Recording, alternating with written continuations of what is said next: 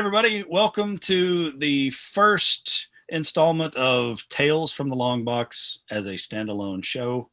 Um, if you have ever listened to the World Class Nerd podcast, you probably know our voices, but you've never really seen our ugly mugs. But here we are. So sorry for the disappointment. Yeah, it's bad. Yes, do not adjust your screen. This is how we actually look. Terribly sorry about that. Yeah.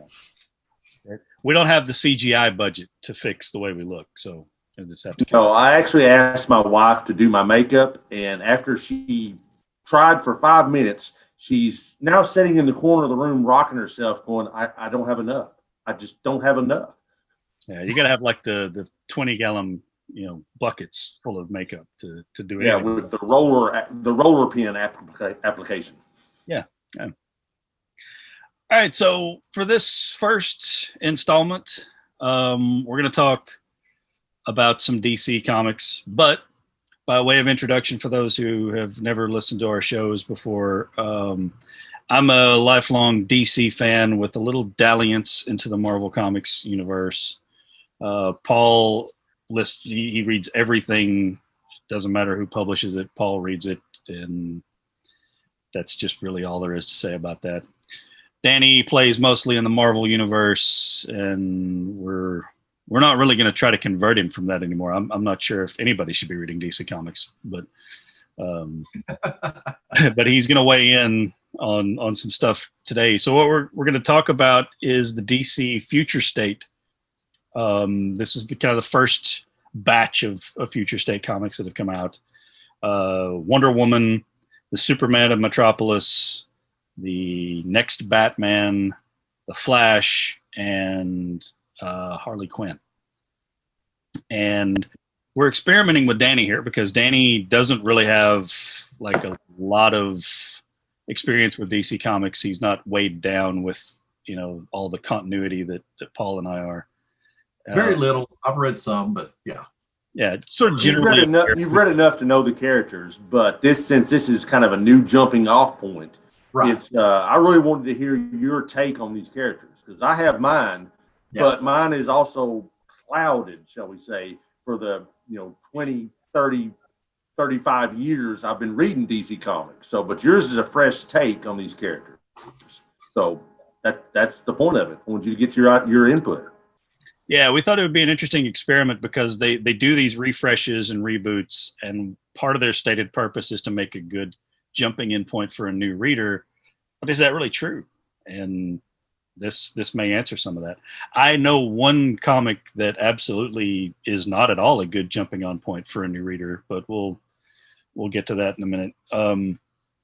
Let's start with the Superman of Metropolis. So, Paul, what's your take on the Superman of Metropolis? I found it confusing. Honestly, I didn't know exactly why or what they were doing. Why did Superman? What happened to Superman? Which I'm sure I think this is the point of the comic. They want you to be in wondering, in mystery. What happened to Lois? What happened to Superman? Why is Jimmy Olsen very old and eccentric like? Just what is the point of everything? I mean, they jumped right into the middle of the stories, which I don't have a problem with that so much as, we all know the Superman's origin. We don't necessarily know his son, Jonathan Kent's origin, but we all know Superman's origin. So we don't need to retell that. But it just, I have found it odd.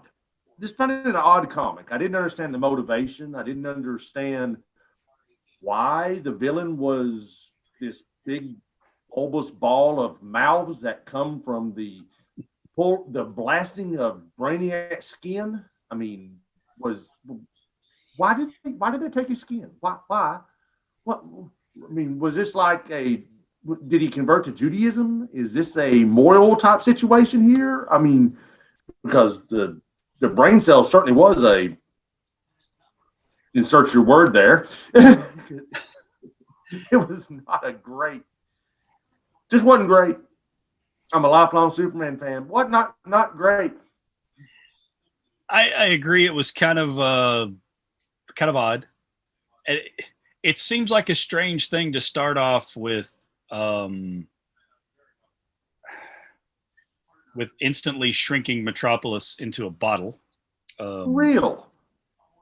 But the title of the comic is The Superman of Metropolis, and yet we really didn't get him in Metropolis at all. So why even bother titling it The Superman of Metropolis? And again, like you're saying, I get that they want to build some mystery, but I think they left out too much detail in this one. Yeah, I pick up on odd things. I mean, I'll just be honest. The crater left by Metropolis looked way too small. Right. I don't know why that bugged me. I'm like, this is based on Toronto. Metropolis is based on Toronto. Toronto's a very big place. That looked like a small hole of like a rural town. I didn't like that. There's just a lot of things I didn't like.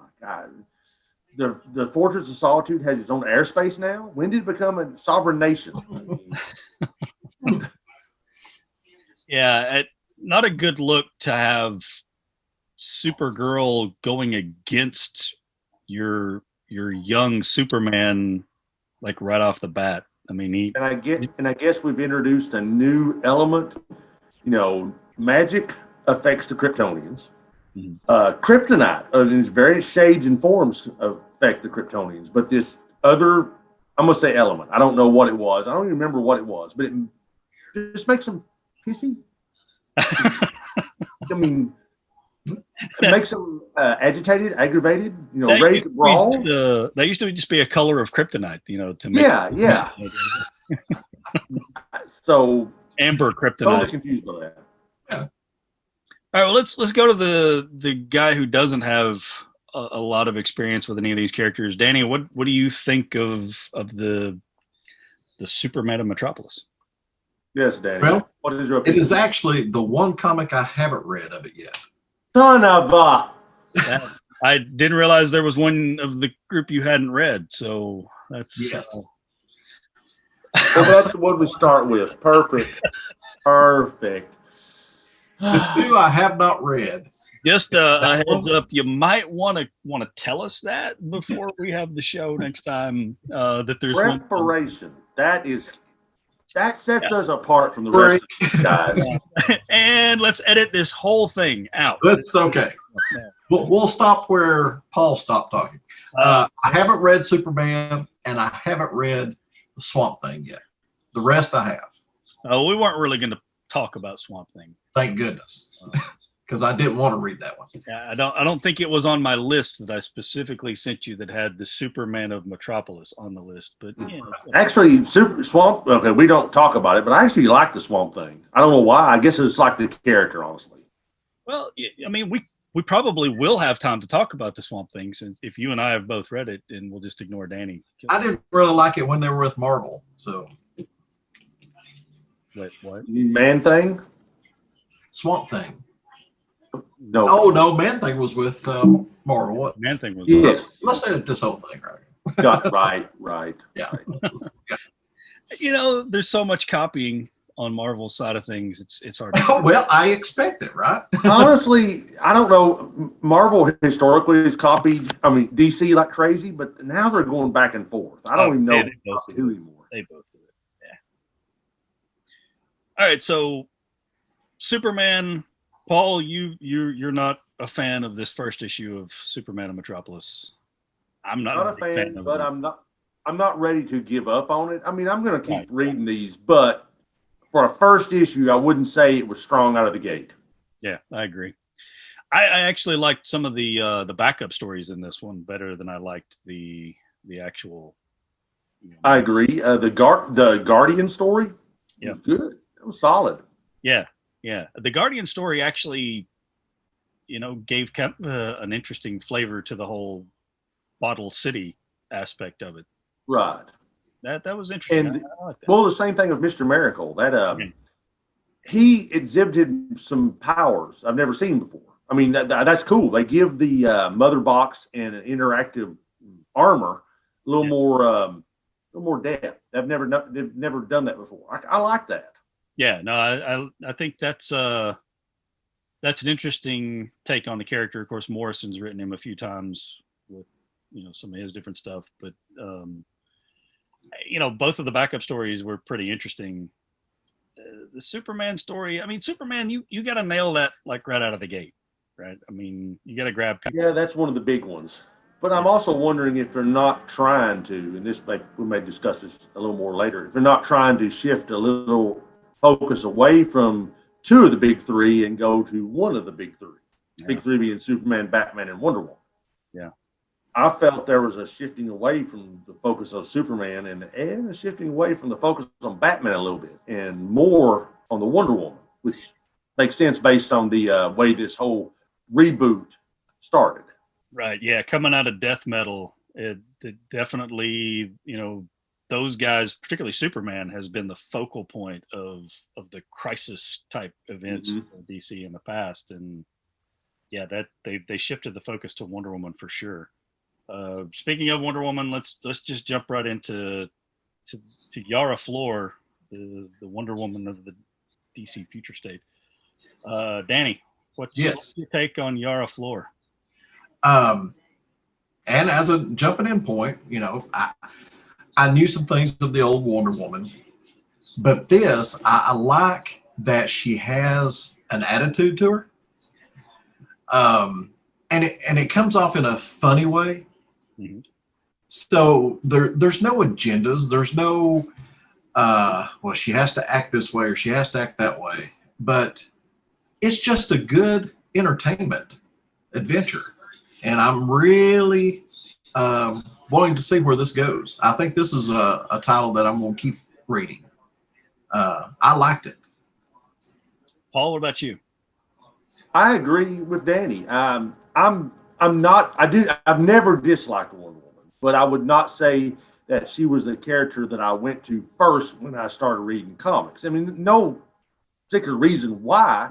It's just I wasn't a big fan about her historic rogues gallery, But this comic had a fun feel to it. It had it was definitely different than I ever thought the Wonder Woman comic could be. It had some humor. It had some Conan the Barbarian-esque, stuff. And I really, right out of the gate, she's killing a Hydra, a giant Hydra. And that felt very Conan. And I'm a huge Conan mark. Yeah. I like the comic. Of the ones that we've read of this new future state, this was my favorite. It was funny. The interaction with I'm going to say fairy riding the hog. That was hilarious. Oh, yes. And then going into the underworld, being kind of like an airport / train station type deal to, get to your afterlife, and robbing the dude of his coin to get on. I mean, it was fun. I give this one 2 thumbs up. I mean, very good. I agree. Yeah, I liked it. To me, this was the strongest of all of them. And I think DC knew. I think DC knew this one was going to be a hit. I think they knew they struck gold. That's why she's already getting her own show on the CW. That's why they're already, prepping her rollout into the DC universe proper after Future State. I think they know this one clicks and it works. I'm going to say it. Okay. You probably shouldn't go for controversy in your first ever episode, but I'm going to go for controversy and just say what I feel. Diana Prince, Princess Diana as Wonder Woman. I understand she's an inspiration to millions of women and children, but to me, she was very dull. And she's dull to me because she's so serious. Yes. There's not a lot of humor at all in traditional Wonder Woman stories. And I have to agree. I mean, that's why I never gravitated to her as the first comic I read out of when I got my weekly comics on Wednesday. She was not one of the first ones I read. And a lot of times I just skipped over her comic. It has nothing to do with the character itself. I admire Wonder Woman as an inspiration to people around the world for as long as Superman and Batman and other heroes have been in existence. but the fact she just didn't, her stories didn't resonate with me. I didn't find her villains interesting. I didn't find her dialogue interesting. Her stories they were just okay. The best Wonder Woman, in my opinion, was back when I was a kid, and it was the Wonder Woman TV show that came on after I got home from school. That was the best Wonder Woman for me. Well, I'll have to disagree with you on that one. The best Wonder Woman for me was the first Wonder Woman film, but Wonder Woman as a character, I have no issues with Wonder Woman as a character, but her, in her own title, she's just never had a compelling enough story for me to read her, and her personality always just comes out as so stoic and serious. Like Superman comes off to me sometimes. Sometimes I'm not a huge Superman fan either, depending on who's writing him. Same here. It's hard to make a good Superman story when they're all powerful and all serious. It's not all good to read. Her, right? She's so overpowered in, depending on who's writing her, that it's tough to pair her up with somebody that really challenges her in a consistent way.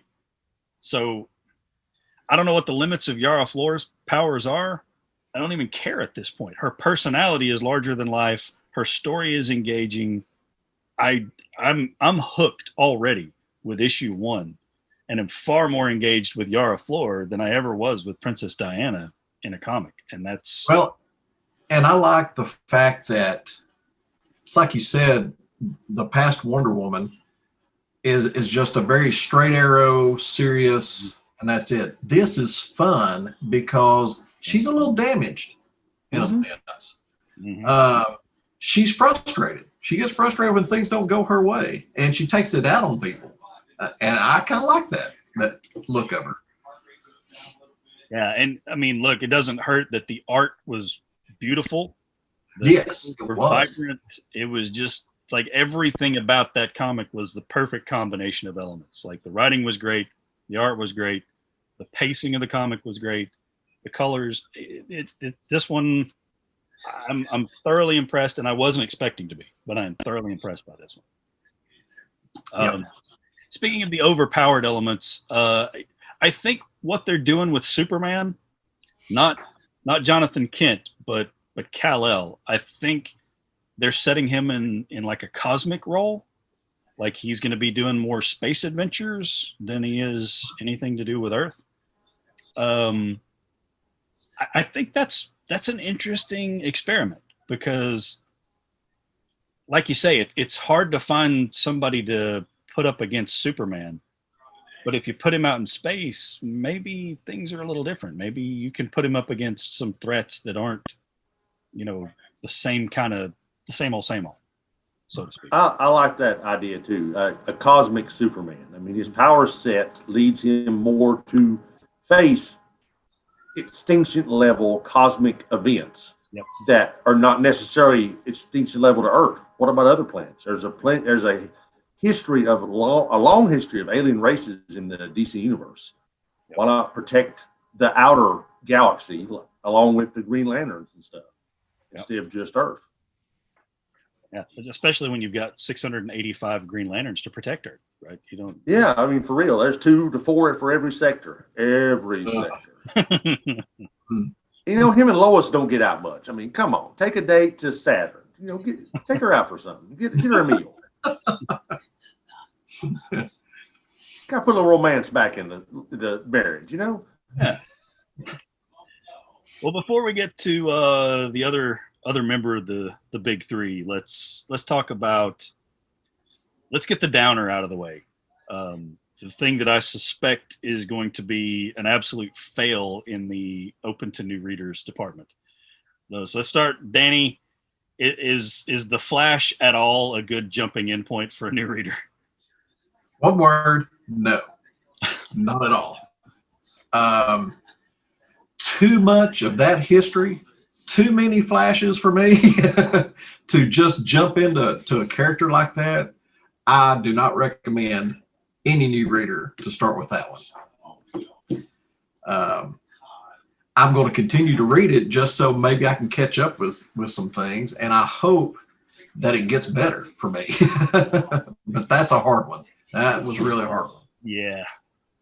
Honestly, that's a hard one for me, and I know all the history and the lore, and it still was just kind of baffling. Paul, what's your take on it? If Wonder Woman was a 2 thumbs up, this was a 2 thumbs down. I mean, wow.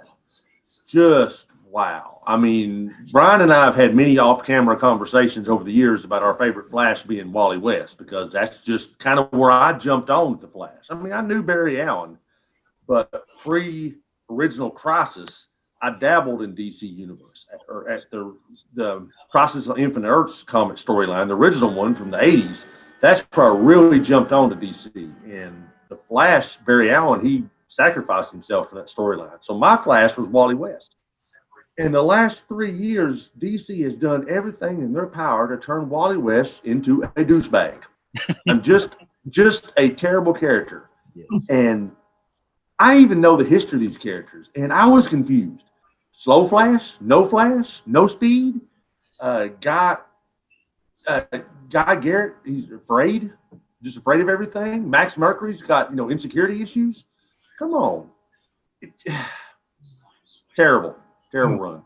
Yeah, so why pick the Flash, and then your big experiment with the Flash, I guess, is to say, what if none of the Flashes had any powers, and still throw a bunch of people with the name the Flash in the middle of the story? I mean, and the Wally thing, look, in all seriousness, right? DC has abused this character in some really horrific ways over the last few years, and then for this to be their future state offering for the Flash, how do you even publish this? I mean, this is garbage. I don't really think this one works at all. I don't think it matters if you know the lore and the history. If you're a new reader, if you've never read a comic book before, and this is your first introduction, and look, pretty pictures with flash people, but this is not a good comic. Any way, form, or fashion is this a good comic? No, totally agree. This is I don't even know how to say it. This is I hope they have a plan and this gets better. But the spoiler alert, the big villain in this is Wally. Double spoiler alert. Wally's being controlled by Famine of the 4 Horsemen of the Apocalypse. Okay, folks, if you want to see the 4 Horsemen of the Apocalypse done well, go to the other guys. The ones with the big M, Make Mine Marvel. Yes. The X guys. They got a history of these 4 Horsemen, and death, famine, war, all these guys. They do it pretty well over there. No need to rehash it. Just let it go. That's a really good point. Like, why use Famine, who is a character who has never appeared in DC Comics as far as I know? Maybe he has, but if he did, it was so forgettable that I don't remember it. So, as far as I know, they've never broached the 4 Horsemen of the Apocalypse. Now, they've broached the planet called Apocalypse. Yeah. There have been 4 dudes running around there, some I-beams going everywhere, and crazy stuff happening. But that's it. This was just, and there's big consequences in this, right? I mean, again, spoiler alert, but Jay Garrick dies in this comic. Yeah. Original Flash from Earth 2 dies in this comic. So, look, I get that these are all possible futures, but this one doesn't even seem to play well with what DC might do in the future. I mean, how do you have Jay Garrick going out like that? And again, this could be just one of the infinite Jay Garricks and the infinite multiverses of the infinite, blah, blah, blah. I think bottom line, not a good jumping off point, not a good Flash story, not even a good story period. No, if this is an Elseworlds thing, it's still no good. Yeah, folks, don't buy this one. No. Listen to Uncle Paul. Uncle Paul says no. Don't do it. Readers, don't buy this one. Yeah. Old readers, don't buy this one. Readers, don't buy this one. Danny, I applaud you for saying that you're going to keep following this. I'm probably not. I probably won't read the next issue of Flash. The only reason I say that is because I hope it'll explain what I just read in the first one. It's one of those things. Man. It's like when you take the first drink of an adult beverage, you're like, oh, Yeah. I tried it. It can't be that bad. Let me try another drink. And you get, sometimes it gets a little better the more you drink. Other times, no, that's skunky. Oh, Maybe I need just a fruity drink of this, and maybe it'll work. That was the hard IPA. That's the stuff that's hoppy and hits hard. We need the fruity with the umbrella drink. Yes, the pink drinks. When we do the written review of this to go on the website, that's how I'm going to describe it: is hoppy and hits hard. So right, the IPA of the DC universe. Yeah, that left a pretty bad taste, honestly. I tell you this: if I had started with that book, reading Future State, I think I would have been done right then and there. Thank goodness I didn't. If I'd started at that one, yeah, I don't think I would have read much more, or it would have clouded all the others completely in a bad way. Yeah. I started reading the Wonder Woman, and me too. Sort of kind of set the stage for massive disappointment, unfortunately, with the rest. Well, actually, you and I had spoken, so I saved Wonder Woman for the last because you kind of give me a heads up that was your favorite. So okay, I started with Superman. Not a good comic, but not the worst by far. I don't know. Then I went to the Batman. A modern classic compared to the Flash. So yeah, the Flash was about middle of the run for me, and I was already invested in it at that point. It's like I'll keep going. But wow, it was not good. Just make it stop. Yeah. All right, so let's change gears and let's talk about Harley Quinn. So this Harley Quinn is basically captured by the Scarecrow, who is no longer the Scarecrow. He's just Dr. Jonathan Crane, and he's working for the city of Gotham for, I guess, the big bad in Gotham now. And she's used to almost like a Silence of the Lambs kind of role, where she's, advising them on how to catch other villains. What's your take on that one, Danny? As someone who's probably more familiar with Harley Quinn than many of the other characters that you've read. Yeah, and I think Harley Quinn is a character that, for people that's not read DC all their lives or very new to it, they can catch on to Harley Quinn. And I did. I kind of like Harley Quinn. This book, it was What You Know About Harley Quinn. It seemed to kind of go along with that. There's not really big changes. There's certainly not the Flash kind of thing going on here, or even a Wonder Woman thing. It's kind of Harley Quinn stays who she is. And it's just a good read. It's a read that is not very entertaining, but it's a read that's good enough that it'll keep you reading that title.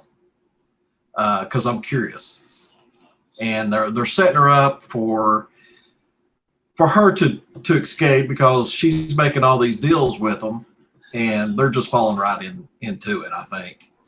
And so I think, yeah, I'm going to keep reading this one for sure. And I kind of like Harley Quinn anyway, that character. And again, it's one of those characters that's kind of damaged, so I kind of take to that. So yeah, I think it's okay. Paul, what do you think? I agree. I think it's okay. It was actually one of the ones I liked the better. It may be in the number 2 spot of the ones I liked, just because it was a different take on Harley Quinn. The story was intriguing.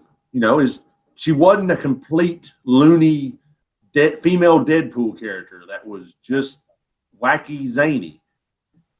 I liked it. I don't know. I can't put my finger on why I like it, except for the fact it's just different than I've ever read Harley Quinn. And it did have a Silence of a Lamb appeal to it. It has a psychopath killer kind of cops and robbers appeal. I like it. I give it a thumbs up. I think the thing that made me really appreciate this one is, again, all these are sort of experimental, and that's the point of this for DC, is to play a little bit and see what works and what doesn't work. This one for me works because it's showing an emphasis on a side of Harley Quinn that we don't get to see very often, which is the fact that she was a psychiatrist, right? She was, a criminal, or maybe it's criminal psychologist. I'm not sure which of the two she was. Yeah, I don't remember the exact. Yeah, she was terminology. that thing you just said. Yeah, Yeah, one of those psychopaths. Yeah, but she, she was obviously competent enough and skilled enough to get a job at Arkham Asylum and be put in a high stakes kind of place. So it's nice to see that aspect of her character get a little emphasis. I don't know that we've really ever gotten much of that in the past. So, she's still Harley Quinn, but you're just looking at a different angle of her personality. And I'm intrigued enough by that I'll keep coming back. I think this is a good start. and there's something else to that too. Also, I'm big about artwork. So the artwork they did on Harley Quinn it's not the crazy off the wall kind of stuff that they had been doing. This is more tame, I guess you could say, at least so far. And I do want to second that you said about it's a take on not just the full out crazy Harley Quinn, but she can still stay in that same world and talk the talk. Yeah, I like that too. So Agreed. yeah, I think this is maybe my number 2 as well, Paul. Let's stay in sort of the Gotham space and let's talk about the next Batman. The next Batman picks up with Bruce Wayne missing, presumed dead. Masks are banned in this authoritarian state, kind of super fascist police state, Gotham. And then there's a new Batman in town. Turns out, spoilers, turns out it's Tim Fox, not Luke Fox, as everyone was kind of led to believe it was going to be Luke Fox. It's Tim Fox's brother, who's a somewhat obscure character from Batman lore. And I'll withhold my opinions until I've heard. Let's start again with you, Danny, because you're a somewhat new reader to this. Yeah, and I have read Batman in the past a little bit. I hate the way DC does Batman. And I'm not so much talking about future state yet. But when I jump back into Batman, again, it's okay, but there's a whole lot of stuff. There's a whole lot of different Batman.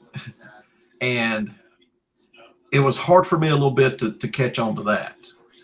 I'm not familiar, I'll go ahead and say I'm not familiar with the Foxes.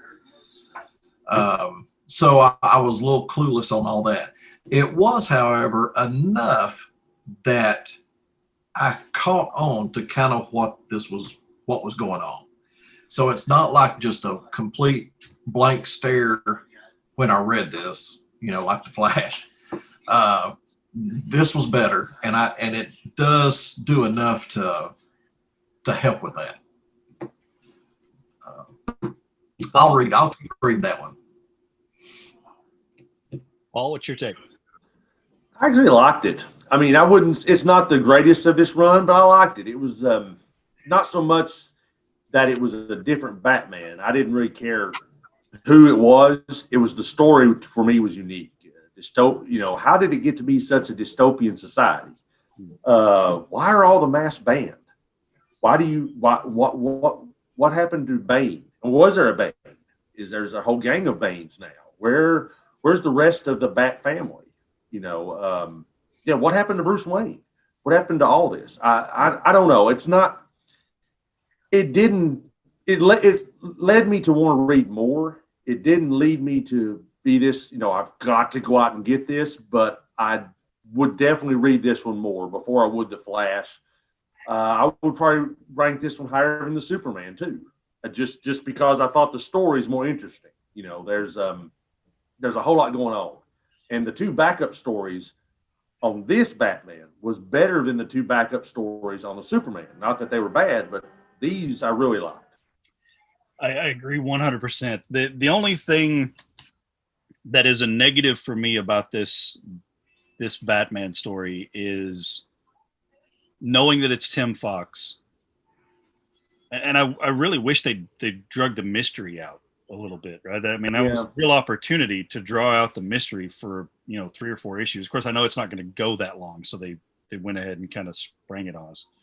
But my only issue is I feel like a character like Duke Thomas, who figures in the backup stories really strongly, would have made a better choice to be the next Batman, because he's been mentored by Batman. Yeah, he's actually been trained as an associate of Batman. Yeah, you have a guy who, he's had military training, so it's believable that he can win in a fight, but he's not been surrounded and engulfed in the Batman life like. No, like he's had some pretty difficult stuff in the military, but he's not had the Joker coming at him with a crowbar and a gun with a smile on it, trying to blast him like Duke Thomas has. I read an extensive article about the mindset that went into writing this particular Batman, and I understand a big point that he's making is he wants to write a Batman who is motivated by family in a different way. He's motivated by family in sort of the protecting his family, as opposed to motivated by the loss of his family. And that's an interesting experiment. And again, like I'm good with taking a risk and trying to experiment a little bit. This experiment I understand more, like the Wonder Woman experiment, like the Harley Quinn experiment. I don't understand the Flash experiment at all. And the Superman didn't feel like it was an experiment, right? It's just get rid of Kal-El and let's replace him with his son, and then tell some bizarre story that doesn't really grab you, Right. But I'm intrigued by this experiment. I will definitely read more of the next Batman, and I agree with you. I would read it over Superman. If I had to choose between the two, I'd definitely choose this one. And the backup stories, you're right. They were much better. I was wondering if Katana had worked this jetpack thing into that's her everyday routine now. That's just part of who Katana is, and that would have been interesting. That was a cool jetpack. I mean, that was the art on that was great, and the 2-page splash where she's kind of going across the panel, down across the panel, back. That reminded me of some stuff they haven't done in comics since we were young, where they used to do stuff like that. Yeah. Yep. Yeah. I really enjoyed that. And Black Lightning, literally being a Black Lightning energy creature, I was intrigued. How did that happen? Yeah. That, and then to the other story, Arkham Knights. Yeah, that was a cool little group. It was Suicide Squad. Yes. Yep. But the Humpty Dumpty, never been a good character, but he's there with Clayface mixing it up and playing cards and fighting. I mean, who ever thought about using that character ever? Yeah. The Arkham Knight is not a character I know much about. I know she was in the Batman storyline, and she's like the granddaughter of the original Arkham who started it, but she's pretty much a no use character, just kind of a throwaway character. But this backstory was good, very good.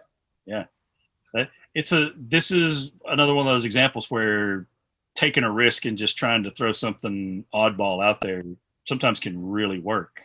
Yeah, that was a good story. I like that one could possibly go as a limited run on its own, like a Suicide Squad 4 to 6 issue series. I would read it. Yep. Yeah. Arkham Knights would be a book that I would read. Yeah. Yeah, and you don't have to know the history of those characters, right? Because kind of throwaway characters on their own anyway. So every one of them, but like, let's see, Killer Croc has a history. Clayface has more of a history with the Bat family. A lot of the others, not so much. You know, there weren't that many heavy hitters in there, but Clayface and Killer Croc to me. Yeah. So let's talk briefly, you and I, Paul, about Swamp Thing, since that wasn't on Danny's list. You can't hold that against him. We can, but you know, You can. And you will, but absolutely. I'm judging you 10 ways past Sunday now. I see it. I have to like refigure my rankings because Swamp Thing was pretty good, right? That was it was. It seemed to take place in a Elseworld universe different than all the others. Like I could see Batman, Superman, Harley Quinn, and maybe in the Flash, all be in the same universe. Wonder Woman, I could almost see her being in this universe or maybe being in a different universe. But Swamp Thing definitely felt like this was his own planet, own universe, own future, everything. it maybe just like its own far future, you know. Yeah, I mean, but you're right. It kind of feels like it's just in its own space altogether. Yeah, because I mean, the idea that the Earth is gone, the human population is down to like 1% of the biological. I'm guessing 1% of the biological organisms left on the planet, and these plant beings I'm assuming a lot, but probably birthed or brought into existence from the green by the Swamp Thing. And they've got their own society, and they don't understand why Father Green, their leader, is looking for these pink soft things. They doesn't make any sense. They have no history that he once was a pink soft thing. Yeah. And I believe that final character, the evil looking human, that was Arcane. I think that was his number one enemy. Oh, was it really? I think. I don't know that for sure, but I just I can't think of his first name. But Arcane was always his number one nemesis, and I believe that was him or meant to be him. That makes sense. If you're gonna have Swamp Thing, why not have the number one baddie is Arcane? Yeah. I liked it. Solid 2 thumbs up. Yeah, that was a really, really creative take on Swamp Thing. Just in a completely different setting, and that again, you know, experimentation is fine. I think when you talk about the Flash, you're talking about they really didn't experiment. You're just saying, no. What if the Flash didn't have speed? Well, then he's just a guy. I mean, that's not interesting. He's a poor man's Batman. Yeah, he's a regular dude with no powers, pretty smart, and using gadgets. The thing is, Batman's highly trained and can pull this off. He is not highly trained. None of those guys are for fighting as normal, vanilla humans, not meta-humans. So it was just a bad comic. Yeah. And Swamp Thing's art was really, really good. I didn't really look and see who the artist was, but some of the details of like the circulatory system of the plant people, just some of those medical looking details were really cool. That story has like this sense of foreboding that's built into it, right? You know it's going to go bad, and you know there's tragedy right around the corner, and like there's nothing going to stop it. You're going to have to watch this slow train wreck happen. And the backup character, what was his name? Ebony, the darker tree person. Yeah. Just a sniveling kind of I told you so character. Mm-hmm. That's a character class you haven't seen in movies or comics in a long time, you know, and it's a good class. It's just that guy, character you hate. Oh, I hate him. Yeah. Just he's a jerk. It's not even a love to hate. You just hate it. And you just hate him because he is a punk. Yep. That's just it. And in a comic that didn't have a ton of action as far as like, you know, fight scenes and, you know, there's no overt threat necessarily in this issue. He's the guy that is kind of like the foil to the main character throughout. So it works. It absolutely works. That's one I will definitely keep reading. for sure. Yeah. The artist, by the way, is Mike Perkins. Okay. I'm not familiar with his work. I don't know if I've seen him other places or not. Maybe I have. I just didn't realize it. I think a lot of these future state offerings are kind of either new pairings of talent, or some of them are actually new talent that are Okay. getting to kind of. Hey, that's fine with me. If we're going to experiment, like you keep saying. That's good. Yeah. Right. If you're going to do it, do it. But experiment in, a new setting or a new angle of this person's personality, or, something that's meaningful, not just what if the Flash wasn't fast? That whole concept just makes my head hurt. I'll just be honest. That just wow. And even the Superman, so they're contradicting sort of their own. And I realize continuity is not necessarily a thing with DC anymore after Death Metal, but they're sort of contradicting themselves. They've never established in the Superman comics that Jonathan Kent was going to be less powerful than Kal-El. Right. And if anything, they alluded to his power set maybe being more diverse and more powerful. Yes. So now all of a sudden it's like, I didn't like that aspect of, because he's half human, that he's less of a Superman. That, I guess maybe that's where they were wanting to go with it, other than just replacing Kal-El with Jonathan Kent. Maybe that's the angle they were going with, is, well, he's half human.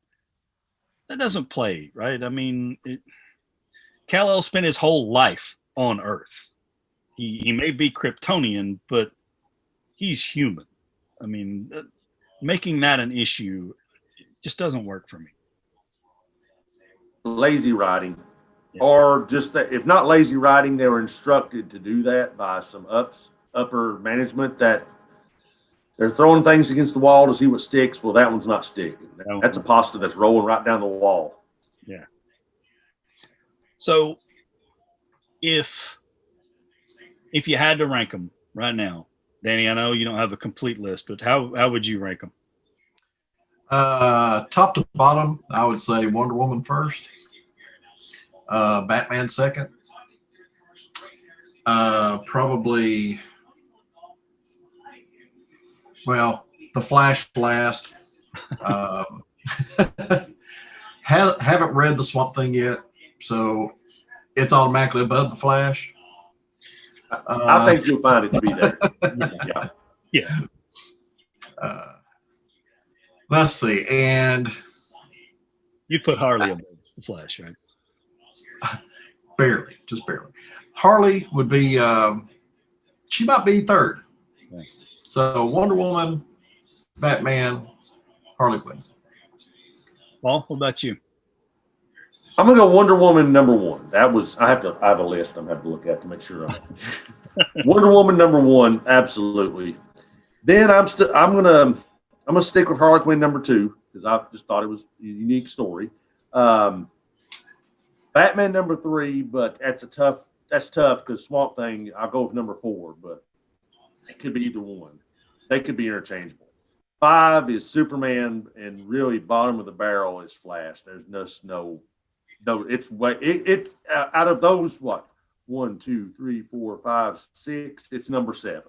Yeah, it's low. It's not even on the list.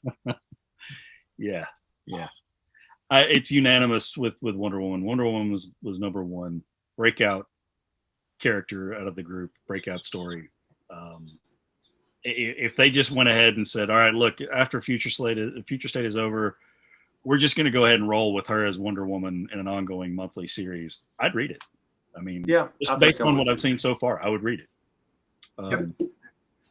Number 2, I would probably go with, I'm probably going to go with Swamp Thing, number 2, because it's just, it's intriguing and different. And I think, Danny, you would find it's a great jumping in point for a new reader.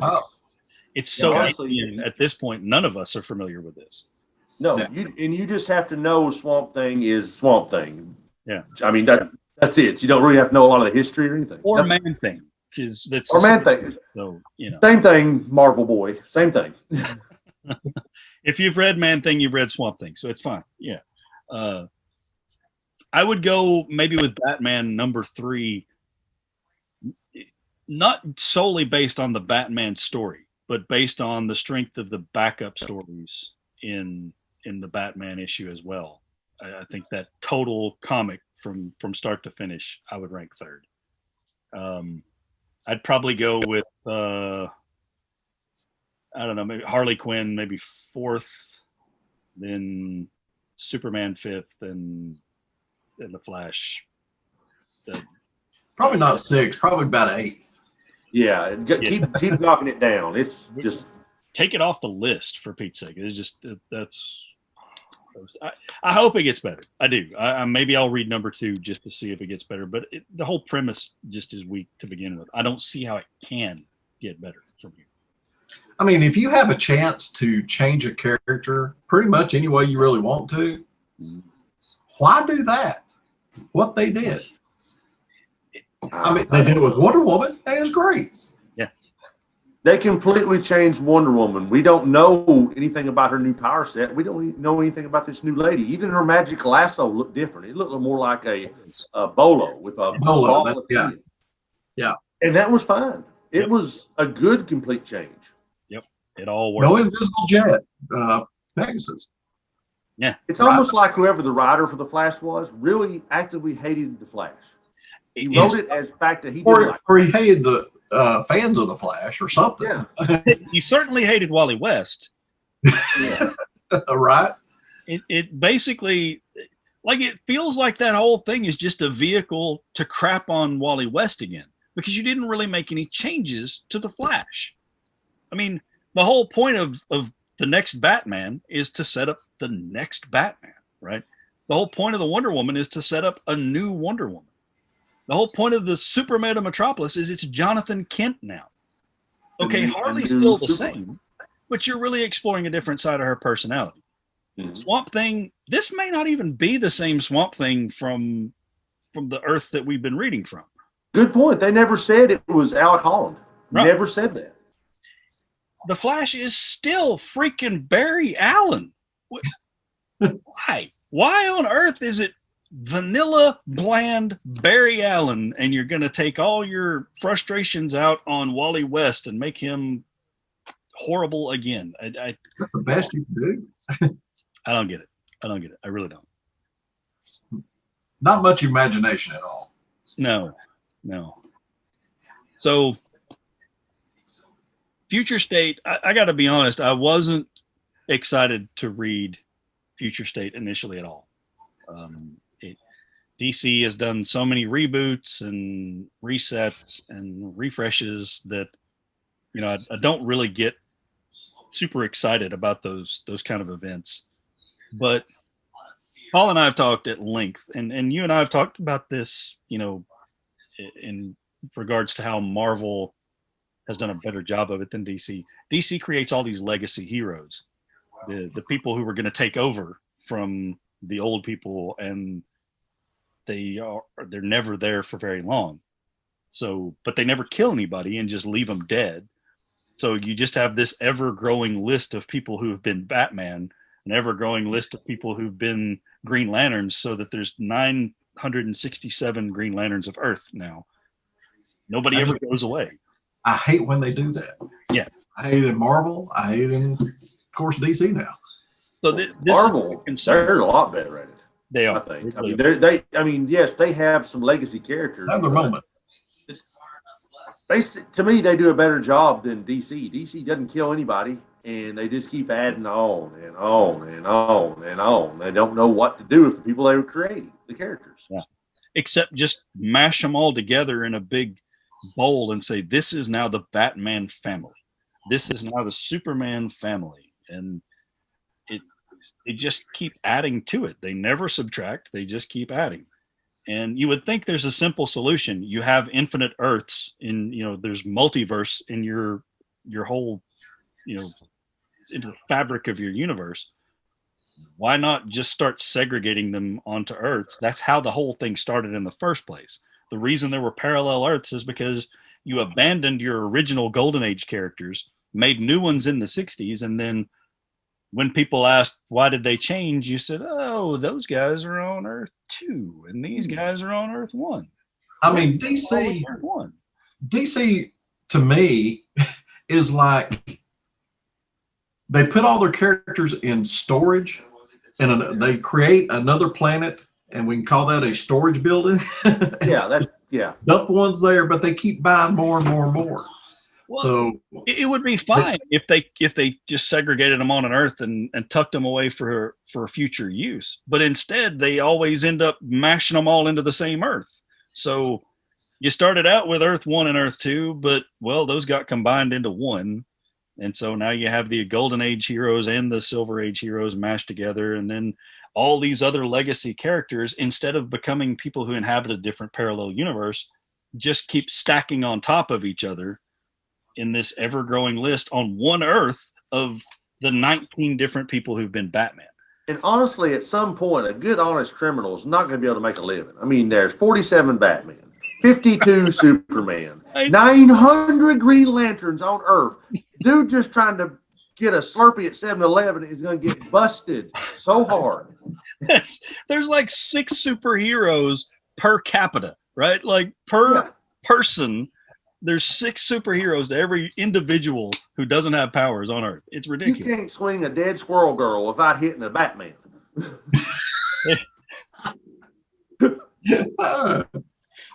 And now I want a comic where Thor uses there you go, a dead squirrel girl in lieu of Mjolnir, and you have to prove you're worthy to pick up the corpse. He just calls, Mjolnir, and Squirrel Girl appears, and her neck snaps when her head hits his hand. And you just use her to get with. That's how he flies. He flings her and goes on to her ankles. I have actually nothing against Squirrel Girl, but that's But that's right. That image was there in my head. So I had no idea. I mean, I could have said swung a dead cat man. I mean, either one. We're in the DC universe, so. Just Batman with cat ears. That's all he is. So I went into this very skeptical, obviously, because it looks like it's just introducing a whole new cast of people who are going to be Wonder Woman, Batman, and Superman for about 6 months, and then they're just going to get added to the pile. Let's put them, chuck them into the family. There it is. Yep. But I have to say, man, there's some of these I'd be okay if they just went ahead and made the permanent change. If they had the guts, if they had the cojones to just do it and just commit and go with these as the new characters, I'd be okay with Yara Flor being Wonder Woman from now on. Yeah, same here. Yeah. I don't know about Tim Fox. I'll have to see a little more about him. Same with Jonathan Kent. The good thing about the Batman comic is we don't know. They didn't really give away a lot, so he might be a great character, might be terrible. It's still up in the air. Yeah. I'm leaning toward Jonathan Kent. Being Flash now, so I certainly don't want him to be, future state Flash. I don't want Barry Allen at all. I want Wally West. Right. Yeah. Anybody know what the next batch of these things looks like? I did know. I did have a list, but I don't know if I've got it with here. Yeah, I was going to look and see if I had it pulled up too.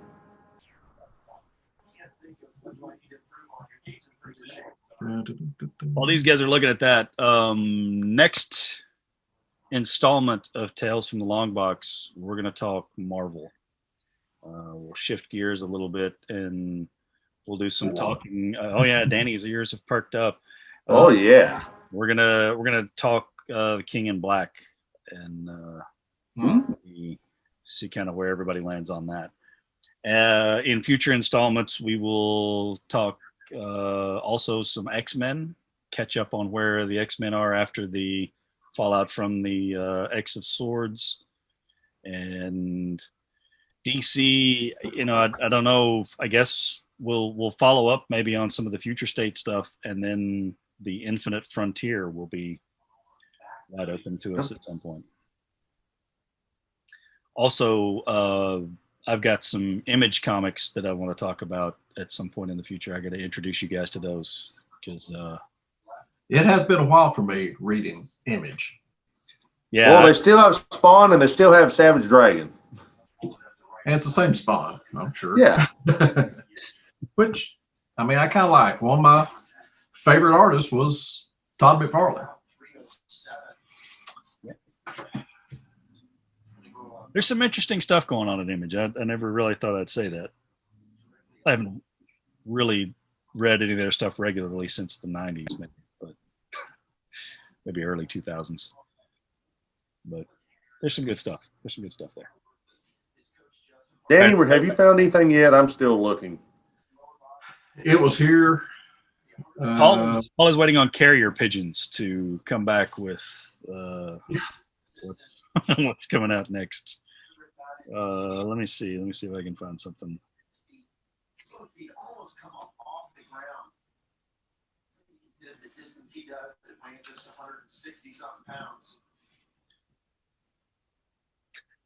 Luckily, somebody's got their TV up good and loud. Damn. What are we watching, Danny? So it looks like Dark Detective, #1. Okay. Justice League, Future State. Teen Titans, Future State. Green Lantern, and Robin Eternal. Oh, and Superman, Wonder Woman. I did see there was some team ups, it looked like. And There is a Shazam Future State also. is that coming out next week also? I think so. I'm not seeing that one on the list. I see Kara Zor-El, Superwoman. But I don't see Shazam for next week. It may be the following week. Maybe it is, but so out of those, I'm pretty intrigued by some of those. Dark Detective, I think, is going to follow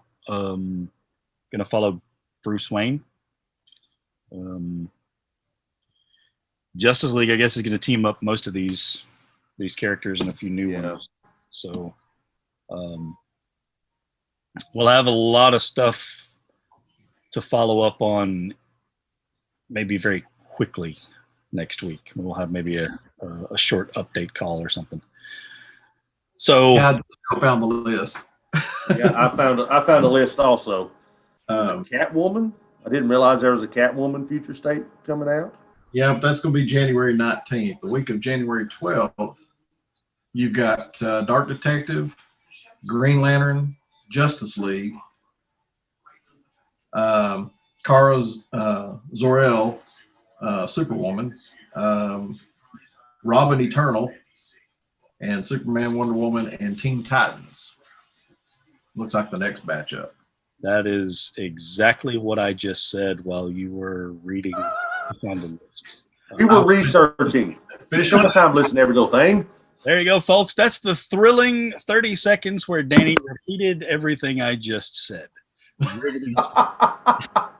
That's the kind of quality content we're going to bring you here every week.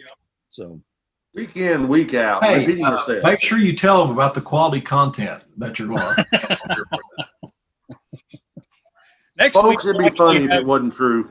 we'll have Danny reading the Superman issue that he was supposed to read this week live. He'll just flip through his pages and while we sit and stare at him. And every once in a while go, is that a good panel? Did you like that one? I'll try and get my face expressions a little better. And